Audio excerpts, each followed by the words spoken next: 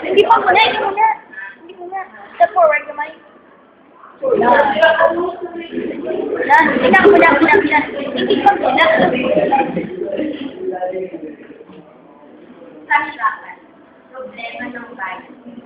Isa sa pinakamalaking sinakaharap ng problema ng ating bansa ay ang kasama. Pero bakit nga ba madaming Pilipino ang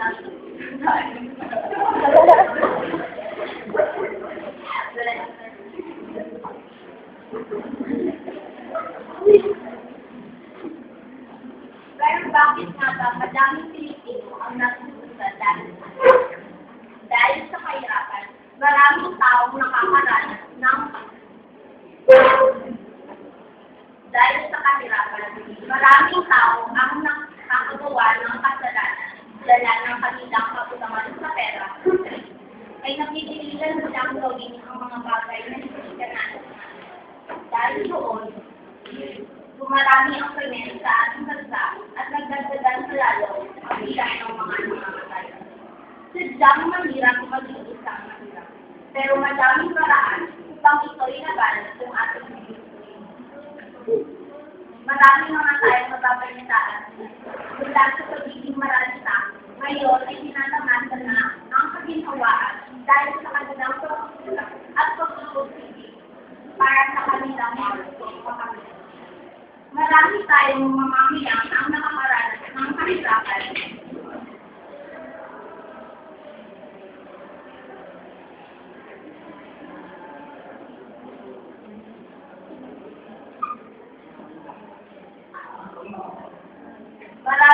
Marami ng mamamayan ang nakakaranas ng kahirapan. Kung ating mapapansin, madaming kabataan. Nagkalat na ang kabataan sa ating nagkalat ang mga kabataan sa mga lansangan. Lalo-lalo na sa mga batan area. Magulo at tila bang walang kalimawaan at kapayapaan ng lugar na yan. Kung ating susuriin, mas madami ang sadlang sa kahirapan. Pero bakit ang mga taong may mas maas sa katayuan sa buhay ay sa halip na tulungan ng mga ito ay lalo pa nilang tinutulak sa kahirapan. Dahil dyan, ang mga mayayaman ay mas mayaman at ang mga mahihirap ay lalo mahihirap.